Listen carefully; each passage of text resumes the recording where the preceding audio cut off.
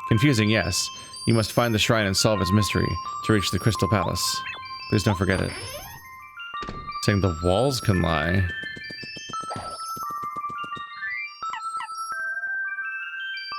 It only sees invisible blocks, right? Not like secret walls.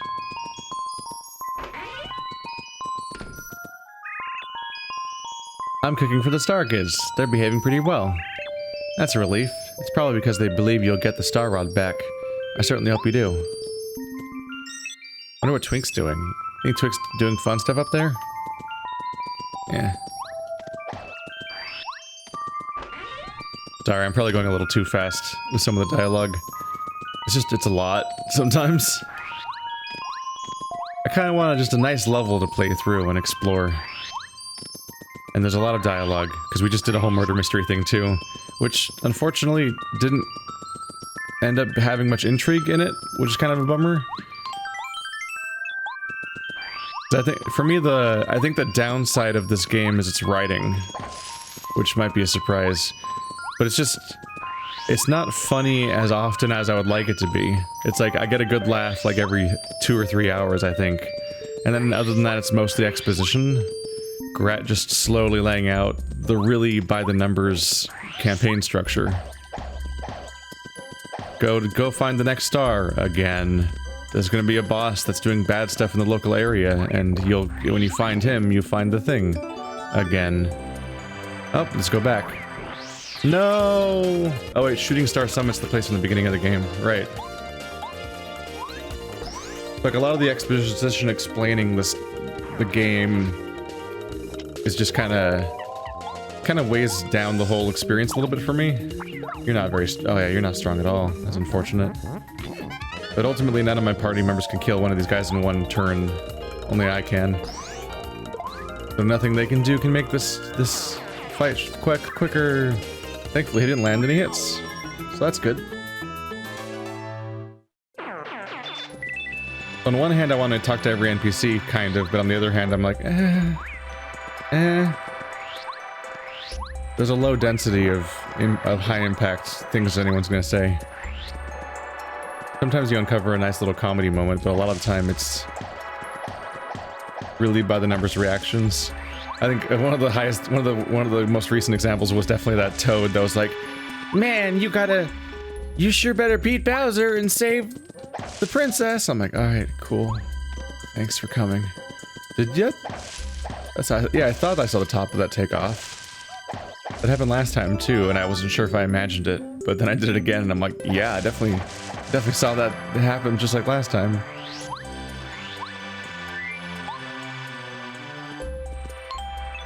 That's a snowman.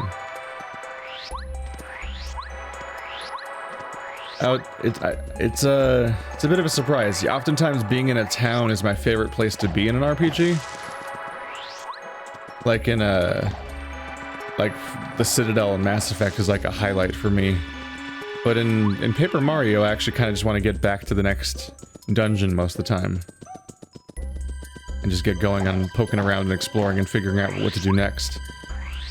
Instead of just narrating all of the dialogue to the audience. That's kind of the low point for me. It's not dreadful or anything. It's just not... I'm not psyched about it.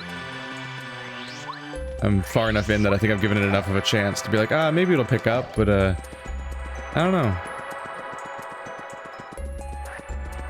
To some extent, I think being for kids and having like long form writing are like two things that don't mesh well for me. Like I'll watch a Studio Ghibli film or a Disney movie or so on, that's meant to be family friendly and all that, and that's fine.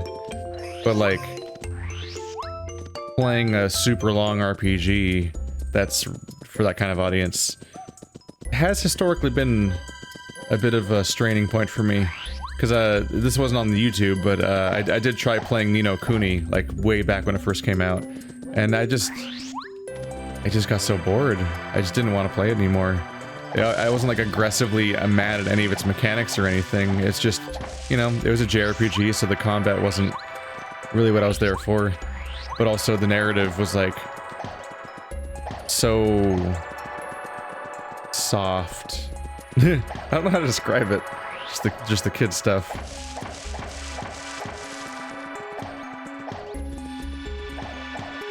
There's a weird crack here, so I'm curious about that. What comes to mind for me is that none of these characters in my party feel like noteworthy characters with goals and backstories and histories and interesting character traits or personalities that are going to come up over the course of the adventure. They get introduced in a little scene where they kind of seem to have a personality, but then they become like Bombette here and just become a character that follows me around a bit, and we go walking around and I use their ability here and there, and otherwise they completely shut up and don't take any part in the story. They don't talk to each other, and they don't have like character conflicts or anything like that, which makes them kind of a drag, because it kind of turns them into Pokemon. And one of the things that, like, Pokemon was my first ever RPG style experience. Oh god. I think I need to review that clue he gave me and double check on that. I need to figure out where the false wall is what he was saying, right? It might be near there. Or it might just be that I need to find the bucket. I just need to find the bucket or hat or whatever is probably what's going on. Like, I periodically mention that, like, my first ever RPG style game was Pokemon. And I'm like, oh, you get these little monsters and they level up and you collect them and isn't this fun? And then I immediately got tired of Pokemon because I started playing Final Fantasy and Knights of the Old Republic and Golden Sun, and I'm like, look at this cast of characters. And so immediately I was like, oh, I like having a party in an RPG way more when they're all people and characters and so on. And so I never want to play Pokemon that much anymore because my party was just mascots with no discernible personality. And unfortunately, after the initial setup, that's how most of the characters in this game are. Whoa. Okay, she was just trailing behind me, but I got really ahead of her. For a minute there, I thought that she was actually, like, mirroring my path or something. Oh. Right. You said that the mayor of Penguin City has the other vital item I need. Whoops. I got into podcast mode a little bit. Oh, damn it. Alright, why do I always fall for that? They're always gonna land in front of me. Well, might as well kill them. They're so much less dangerous when they don't have the rock guys. Or just more specifically when there's only 2 of them, I guess.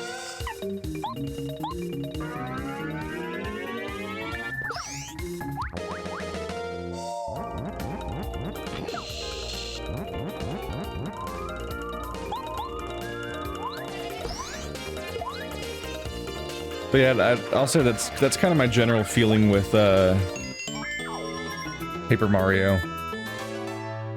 I'm just kind of like, eh, alright. I don't have any aggressive complaints about damn it, about it as a whole, although I am a little tired of random encounters, but that's just the entirety of JRPGs. Is the padding. Where I'm just trying to go for, I'm just trying to pick up the coins. I'm obviously not a fan of that mechanic. The runaway, but then you drop your coins, which encourages you to try to pick them back up, which threatens to throw you right back into the fight again. Screw it, I'm out. This game does some interesting stuff by making the fights better paced by keeping the numbers involved low, and not being like crazy thousands of damage and healing happening like a lot of games get completely out of hand with. And the style of combat's interesting. It reminds me of a game that I liked that was almost certainly directly inspired by this game that I played a while back, which was Penny Arcade. Which, wow, that was a while ago. And then the franchise failed, basically, and they had to continue making the next games with the different people years later. All 4 came out eventually. But the first 2 Penny Arcade games actually seemed comparable to this, where you have a little party characters and they do like quick time event attacks and everything like that. But I think there's an appeal to this kind of game being done in a more explicitly comedic style. Whereas despite my early expectations because the game made me laugh, this game actually doesn't have jokes very often.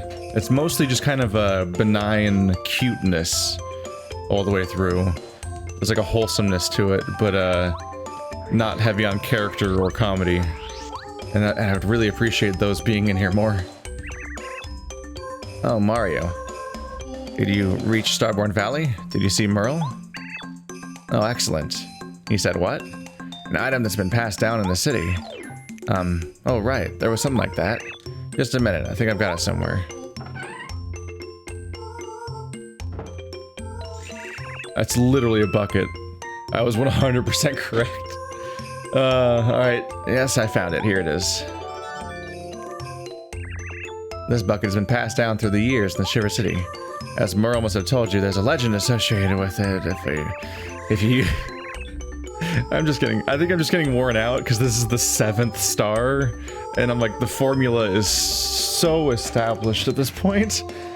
If you use this and the scarf together, the way to the Crystal Palace will open. Who knows what that means? I don't have the slightest clue as how to use them together. Sounds like those star kids in Starborn Valley are in trouble. I hope you do your best for little tykes. They're just kids. Best of luck to you. Bye. I think it's just like the sheer obviousness is a little rough for me. Like, oh, there's gonna be you need to get past the snowmen to do it. So you gotta get it. You gotta get a scarf and a hat. All right. Go talk to the guys. Wow, there's a mysterious legend. Oh, I've never heard about that 3 times already. And like, I think on some level, there's more of a struggle established when I played like Ocarina of Time or Majora's Mask. Like the characters that are like, oh, you gotta solve our local problem, and that involves going to the local temple and beating that dungeon. Like the way they set them up in those games is kind of more engaging. Because like, oh, there's a character with a personality and here's their struggle and it seems like a genuine problem, even if it's kind of hilariously inept sometimes, and gotta go solve the local calamity. A cool bucket hat, thank you. A warm scarf, thank you. What a kind man you are, we thank you. As a reward for your kindness, we shall tell you our secret.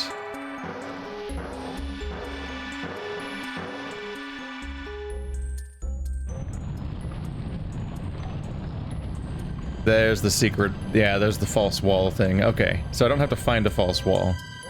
Well, I did, but I had to do something else, and the false wall would just kind of happen on its own. Oops. The clue about the false wall wasn't something I had to actually do directly. More like foreshadowing. Please pass through here, with many thanks and blessings from the snowman. There we go. Yeah, I think I might appreciate the campaign more if there wasn't MacGuffins you were hunting the whole time. Like, just having to be like, wow, what's gonna happen next? Oh, we're over here now? Oh, that's crazy. And just have it be a series of events the way a story often plays out to be. But this one's like, day one, they're like, you must collect the 7 stars. And then there's just such a clear formula of like, all right, location 1. You have a village of different organisms that are not from the other villages. Here's their local plight. Here's the overworld area that you kind of jump through to fight through. And then that unlocks the dungeon at the end of that area. And then you fight the big bad boss, but maybe there's a couple mini bosses along the way while you're getting there. And then you get a star spirit in the form of a card who gets you a new ability and a new chunk of star chunk meter thing. And then do that 7 times. That's maybe like the repetition, I think, is starting to get to me where I'm like, I'm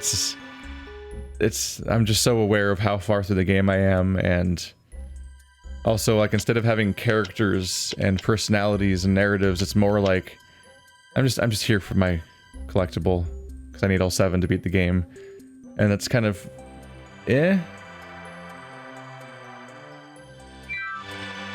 that's kind of and like no character has much development or personality, in part because every location we go to is full of characters we will never encounter again, except for maybe if I come to deliver a letter later. So everybody comes and goes in like a 30-second burst and then disappears from the game, with the rare exception being, I don't think I can go that far. Whee! Oh, hey. There we go. The rare exception is probably Colorado. But he's around for a while. Or at least he shows up twice. Get out of here, Lickitung. Go on, get. Get. Yeah?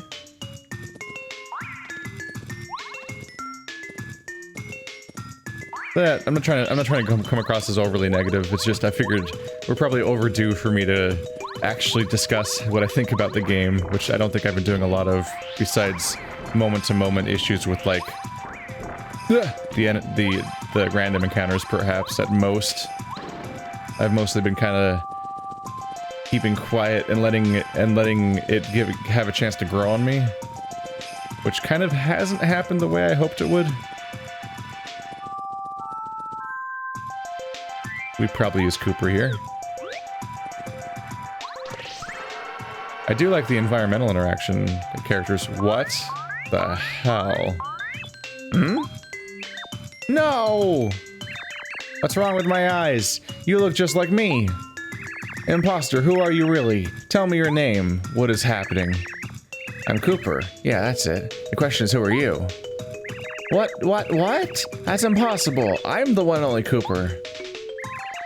You're talking crazy now. You're making no sense. I'm the genuine Cooper, really. Come on, Mario, you know me. This guy's a big liar. No, I don't really know you. You're barely a character. Did you hear the last 20 minutes of me complaining? I'm not lying. Mario, you know I'm Cooper, don't you? Don't you recognize your buddy? Shut your mouth, goody goody. It's his buddy. I'm his buddy. Yeah, that's it. I'm gonna be honest, I kind of forgot you existed the moment I got Parakarry, who is like Cooper but can fly. Why, you're the one who should shut his mouth. I'm his buddy. Listen, moron, or Mario, you have to decide who's lying. Did you call him a moron or me moron? It sounds a lot like you called me moron. It's the only way. Pick the one you think is lying and whack him really hard with the hammer. Yeah, fine with me. If you think you'll get away with a trick like that, fine. I know Mario knows who I am. I believe in you, Mario. I think you called me moron, but I'm not sure. Can I talk to you guys? Don't listen to this idiot. Look at him. He's a liar. Go on, hit him. This guy thinks he can pull the wool over your eyes, Mario. Don't let him get away with it. Hit him as hard as you can. I'm not worried. You and I go way back, Mario. We really don't. I know you know who I am. This guy's really aggressive. So he's probably a villain. Yep. Yow! What made you think I was the one lying, huh? It must have been luck. No one has instincts that good. Don't be such a crybaby. You lost. What were you thinking, trying to trick Mario like that? What? Shut up. I'll trick you. Yay! I like stuff like this. The moment you're out of town, whenever the game's choosing to have dialogue, is always going to be better, because, you know, stuff's happening. It's just when you're stuck in town where you're like, alright. This is going to be a lot of mostly just reinforcing the one thing, isn't it? I give it a chance, but it hasn't really usually paid off. I think that's one of the upsides of the flowers area, actually, is that it mostly skipped having a town. Instead of having a town, it mostly focused on just immediately throwing you into a puzzle quest hub. That just sort of, that just kind of at most had a central location.